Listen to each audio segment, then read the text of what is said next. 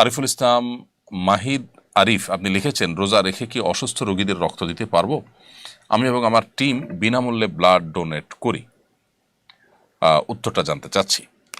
প্রিয় আরিফুল ইসলাম, আপনি আপনার টিম মানুষকে বিনামূল্যে যে রক্ত দিয়ে থাকেন সেটা অবশ্যই একটি ভালো কাজ। এবং রোজা রেখে যদি রক্ত দিলে আপনি অসুস্থ হয়ে রোজা রাখা কঠিন হয়ে যেতে পারে এরকম কোনো আশঙ্কা না থাকে, তাহলে সেক্ষেত্রে আপনি রোজা রেখে রক্ত দিতে পারেন, কোনো অসুবিধা নেই। রমজানে রোজা রেখে শরীর থেকে রক্ত বের করলে যে রোজা ভেঙে যায় তা কিন্তু নয়।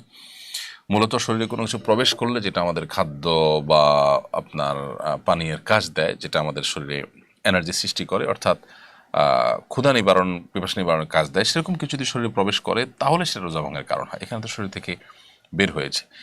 এটা যদি স্বাভাবিক হয় যে এক ব্যাগ রক্ত আপনি দিলেন, এর ফলে আপনার রোজা ভাঙতে হবে সেরকম পর্যায়ে আপনি চলে যেতে পারেন, এরকম কোনো আশঙ্কা যদি না থাকে ইনশাআল্লাহ আপনি রক্ত দিতে পারেন।